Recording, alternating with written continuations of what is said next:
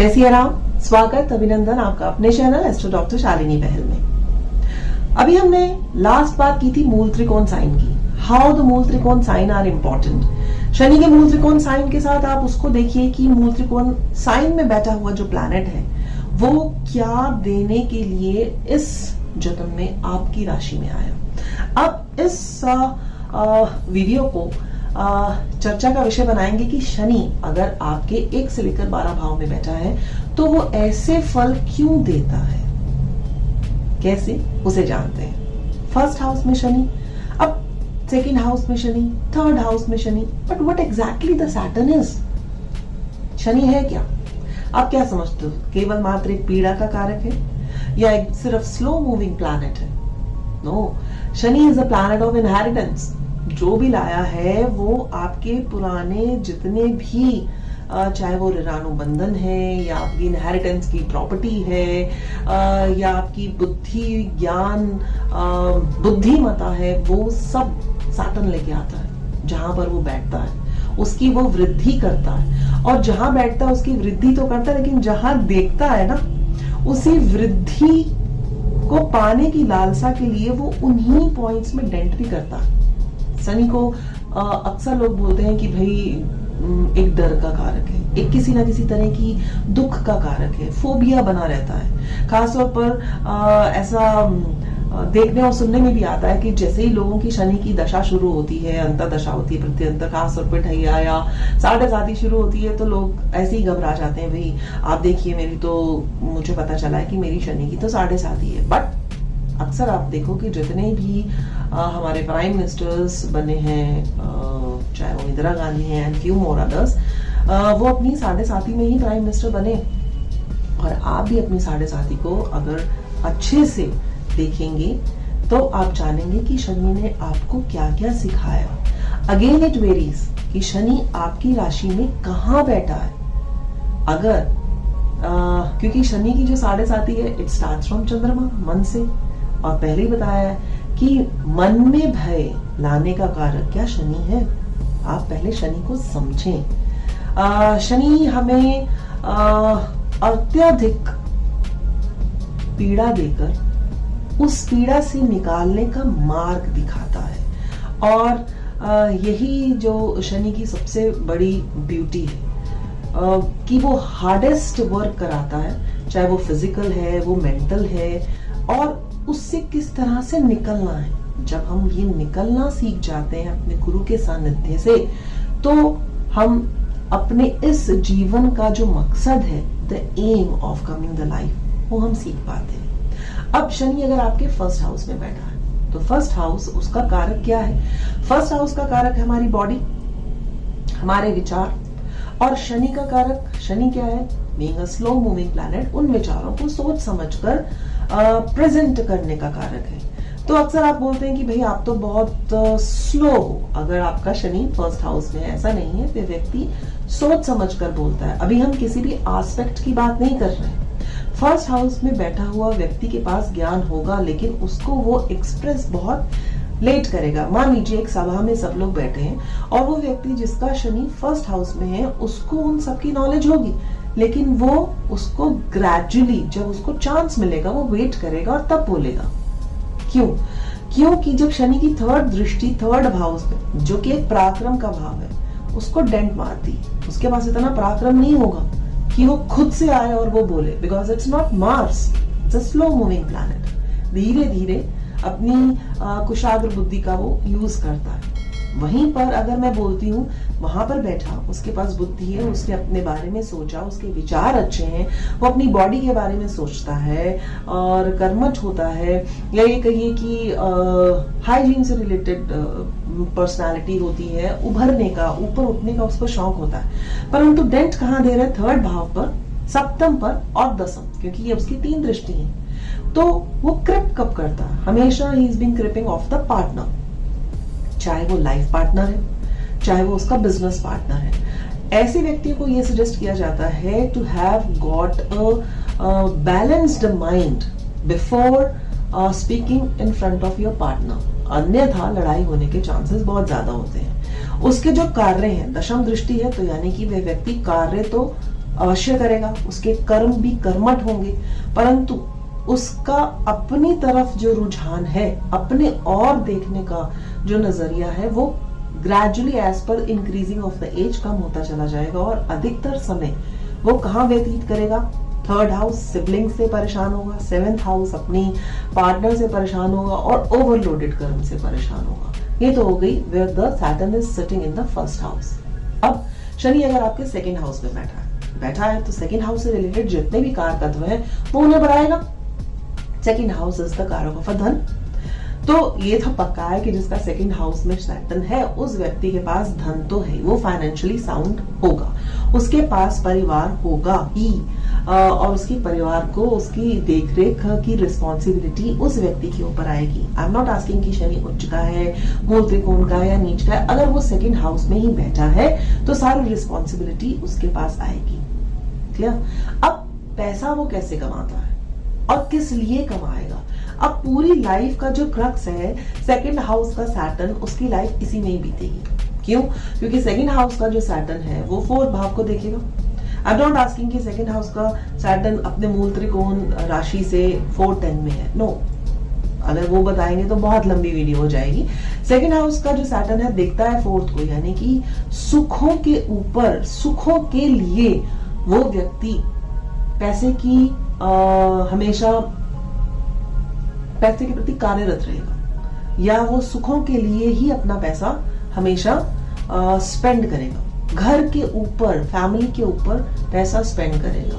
कहीं ना कहीं पर उसको अपनी माता से किसी ना किसी दुख की प्राप्ति अवश्य होती है, जिसके ऊपर वो पैसा लगाता है, या तो वो उनकी बीमारी पर लगाता है या किसी भी तरीके पर यूज होता है। अब यही सैटर्न अष्टम में देख रहा होता है, सेकंड भाव में बैठा, पैसा देगा, लेकिन अगर जब देख रहा है तो अष्टम से रिलेटेड उसे कोई ना कोई इनहेरिटेड, यानी कि अपने जो भी परिवार में चल रही है प्रॉपर्टी तो मिलेगी। अब प्रॉपर्टी मिली तो साथ साथ वंशानुगत कोई ना कोई डिजीज भी मिलेगी, जो एक लॉन्ग लास्टिंग डिजीज होगी। तो फिर पैसा कहाँ खर्च होगा? इसी चीज में खर्च होगा। अब थर्ड जो उसकी लास्ट दृष्टि आती है वो आती है उसकी अपनी मूल त्रिकोण साइन, यानी कि 11th हाउस में, कर्म में, लाभ स्थान पर। मुझे यहां इन्वेस्टमेंट करने पर जो मेरे पास पैसा है लगाता हूं तो ज्यादा लाभ होगा। तो पैसा तो है, लेकिन उसका पैसा कहाँ खर्च हो रहा है? इंस्टेड ऑफ अपनी हेल्थ के ऊपर ज्यादा ध्यान पहले वो नहीं देता, जब उसको प्रॉब्लम आती है तब वो अपना पैसा अपनी हेल्थ पर लगाता है, बिकॉज ऑफ द 7th दृष्टि इन द अष्टम भाव, मदर फैमिली के सुख के ऊपर लगाता है। और इसी दौड़ में कि अगर मैं यहाँ इन्वेस्ट करता हूँ, यहाँ इन्वेस्ट करता हूँ, तो सेकेंड भाव का जो सैटर्न है, क्लियर, वो क्या करता है? सेकेंड भाव का सैटर्न अगर मान लेते हैं कारपुरुष से लेते हैं, तो वो शुक्र की राशि में आता है। तो उन राशियों को भी आप मत लीजिएगा, नहीं तो थोड़ा सा और टफ हो जाएगा। सिर्फ सेकेंड हाउस का बैठा हुआ सैटर्न यहाँ व्यक्ति पैसा लगाता है। अब उपचय भाव है, उपचय भाव में थर्ड हाउस में सैटर्न कहते हैं अच्छा होता है, परंतु उपचय भाव पराक्रम के भी भाव है, थर्ड एक पराक्रम का भी भाव है। तो ये तो पक्का है कि थर्ड हाउस में बैठे हुआ सैटर्न व्यक्ति में पराक्रम तो होगा, बट वो पराक्रम का यूज बड़ा ग्रेजुअली और सोच समझ के करेगा। बिकॉज शनि कहता है कि पहले आप लड़ लीजिए, जब मेरी जरूरत आएगी तभी मैं लड़ूंगा। It's not like as an Mars. अब वो अपने पराक्रम को कहाँ यूज करता है, उसका सबसे ज्यादा पराक्रम कहाँ लगता है, यानी कि पूरी की पूरी एनर्जी कहाँ लगती है। ठीक है, उसकी सिबलिंग्स जो भी होंगे, छोटे भाई बहन, बहुत अच्छी बनेगी उनके साथ, लेकिन उसकी जो थर्ड दृष्टि है पंचम में आएगी। जितने भी एफर्ट्स हैं वो इस लाइफ में अपने बच्चों के ऊपर बहुत लगाएगा। अगर कार्य करता है या कमाता है या सोचता है तो अपने बच्चों के लिए बहुत ज्यादा सोचेगा, या वो ये एफर्ट्स करेगा किसी ना किसी तरह से उसको कोई ऐसी मंत्र साधना मिल जाए जिसके ऊपर वो अपना लाइफ स्पेंड करे। क्यों? क्योंकि उसकी जो सप्तम दृष्टि है वो 9th हाउस में आ रही। 9th house again is an कारक ऑफ आपका रिलीजन, या आप कह सकते हैं फादर। तो उसका पैसा, उसका ध्यान, उसका एफर्ट्स व्यक्ति के थर्ड हाउस में बैठे सैटर्न के लग रहे हैं बच्चों पर, पिता पर, and then to the 12th hospitalisation. या उसका पराक्रम कहाँ होगा? हो सकता है ये वाला व्यक्ति किसी ना किसी हाई प्रोफाइल के लोगों के साथ हो और जितने भी एफर्ट्स हैं हमेशा यही लगाता हो कि मेरा किसी न किसी 1-2 हाई प्रोफाइल लोगों के साथ संबंध अवश्य होना चाहिए, जिसके कारण उसको लैक ऑफ स्लीप की प्रॉब्लम हो सकती है। शनि का जो 10th एस्पेक्ट होता है वो बहुत इंपॉर्टेंट होता है। 10th एस्पेक्ट यानी कि उसका अपना कर्म, तो उसे जहां पर उसकी 10वीं दृष्टि आती है उस हाउस से रिलेटेड उसे अपने कर्मों को बहुत ध्यान से करना चाहिए। उस हाउस से रिलेटेड कोई भी ऐसा कर्म नहीं करना चाहिए जिससे दूसरों को हानि। जैसे 3rd हाउस है, 3rd हाउस में बैठा अभी जैसे शनि बताया, वो मूल त्रिकोण भी 11, वो वायु तत्व है। अगर वो वायु से रिलेटेड यानी कि ट्रेवल से रिलेटेड कोई कार्य करता है तो उसके लिए वो बहुत अच्छे हैं, उसमें उसको कहीं ना कहीं गेन होगा। अगर वो नहीं कर पाता या उसकी ट्रेवल एजेंसीज नहीं है तो उन्हें ये सजेस्ट कीजिए कि वह एटलीस्ट जॉगिंग, वॉकिंग या 3rd houses of our shoulders, तो उससे रिलेटेड कुछ एक्सरसाइज अपनी लाइफ में जरूर करे, तो जो उसका शनि है उसका एक्शन ओरिएंटेड कार्य प्रारंभ हो जाएगा। अब 4th हाउस सुखों का घर है। अपने अगर शनि की मूल त्रिकोण साइन से देखें तो षडाष्टक योग बनाता है, बट 4th हाउस में बैठा हुआ शनि बहुत कमाल का होता है। अक्सर लोग बोलते हैं कि 4th हाउस में शनि बैठा है, क्या मेरा अपना घर बनेगा? क्यों नहीं बनेगा? अगर 4th हाउस में बैठा है तो जरूर बनेगा, क्योंकि जहां बैठता है उस भाव की वृद्धि करता है। 4th हाउस में बैठे हुए शनि के जो भी मदर होगी, जब वो व्यक्ति या वो जातक जब पैदा होगा तो उसकी मदर का पराक्रम बढ़ेगा। इनिशियली पहले थोड़ी सी सफरिंग जरूर होगी, लेकिन ग्रेजुअली उसकी मदर भी उसके बढ़ते बढ़ते शाइन जरूर करती है, उसको सुखों की प्राप्ति अवश्य होगी। और ज्यादातर देखा गया है कि 4th हाउस में बैठा हुआ जो सैटर्न है वह व्यक्ति ग्राउंड फ्लोर पर कम रहना पसंद करते हैं, फर्स्ट फ्लोर या अबव फ्लोर्स पर ही रहते हैं। क्यों? क्योंकि ऊंचा उठना उनका एक दशम दृष्टि फर्स्ट अपने पे आ गई ना, तो वो ऊंचाई पर ही रहना चाहते हैं, चाहे वे मानसिक हो या वो फिजिकल हो। अब उसके सुख तो मिलेंगे, लेकिन अब वो सुखों की कमी का कारण क्या बनता है? उसकी 3rd दृष्टि जो आती है 6th हाउस पर। 6th हाउस से रोग, ऋण, शत्रु, तो बोला जाता है कि better to avoid taking any sort of a loans. आप लोन्स ना लें। तो क्या करें? अगर आप लोन्स मत लीजिए, सो फॉर दिस लोन ना लेते हुए आपको अगर वो कर्जा लिया तो आपके सुखों में क्या कमी आएगी कि आप उस कर्जे को उतारते चले जाएंगे। ऐसे व्यक्ति कॉम्पिटिटिव स्पिरिट बहुत लगते हैं, कंपटीशन एग्जाम्स में अपना बहुत ज्यादा समय यूटिलाइज करते हैं। अगर शुभ दृष्टि है 4th हाउस के सैटर्न के ऊपर व्यक्ति की हॉरोस्कोप में, तो वो कंपटीशन सक्सेस उसे मिलती जरूर है, अगर नहीं है तो डिले हो जाता है उनकी कंपटीशन में। अब 3rd में रोग आया, बीमारी होने के चांसेस होते हैं, तो उसके प्रति सजग रहना पड़ता है। तो यहाँ उसके 4th हाउस जहां पर बैठा तो उसके सुखों में कमी कहां से आएगी? 6th हाउस से रिलेटेड। या तो कंपटीशन में लगा रहेगा, या कर्जे उतारने में लगा रहेगा, या सारा टाइम जो भी अपने शत्रु हैं उनसे जीतने में लगा रहेगा। 7th उसकी दृष्टि आती है कर्म भाव पर, यानी कि वह व्यक्ति जिसका 4th हाउस में सैटर्न है बड़ा कर्मठ होता है, अपने कर्म के प्रति अपने सुखों का त्याग करता है। यानी कि वो इतना कर्म करेगा कि get a very good post like a CEO और a higher post, earning very good, but still जब हायर पोस्ट होती है तो सुख कम मिलते हैं। कहाँ रात को नींद मिलती है? हार्डली 4 से 5 घंटे होते हैं अपनी फैमिली के साथ स्पेंड करने के लिए। तो 4th हाउस का सैटर्न सुख मिलेगा, लेकिन सुखों को मिलने के लिए उसको क्या क्या करना पड़ेगा। कर्मठ है, अक्सर देखा ज्यादा लोग बोलते हैं ये तो सारा टाइम काम ही करता रहता है, it's not enjoying the life. अगर उसको एंजॉय लाइफ करनी होती है तो उसे ब्रेक लेना पड़ता है, छुट्टी भी वो बहुत कम लेते हैं। अब यही दृष्टि उसकी कहाँ आ रही है? उसके स्वयं पर, यानी कि वो कुछ भी ऐसा कार्य नहीं करता, ऐसी वाणी नहीं बोलता जिससे कि उसके स्वाभिमान के ऊपर ठेस पहुंचे, ना ही वो दूसरों को ऐसा अधिकार देता है, तो इसी में ही वो सुख की प्राप्ति करता है। तो always the person is very alert, और ना ही उसे ऐसा करना चाहिए। सबसे ज्यादा 4th हाउस में बैठे शनि वाले व्यक्ति को क्या करना चाहिए? अपनी जो भी विचार हैं उनके ऊपर मंथन करना चाहिए, और साथ ही साथ अपनी फिजिक के ऊपर, अपनी बॉडी के ऊपर बहुत ज्यादा कार्य करना चाहिए। अक्सर ऐसे लोग एक्सीलेंट पर्सनालिटी के ही देखे जाते हैं। अब बात करते हैं 5th house Saturn. 5th house में बैठा हुआ शनि क्या देगा? बुद्धि देगा, कहीं ना कहीं मंत्र ज्ञान अवश्य देगा, संतान तो अवश्य देगा, चाहे थोड़ी सी डिले दे।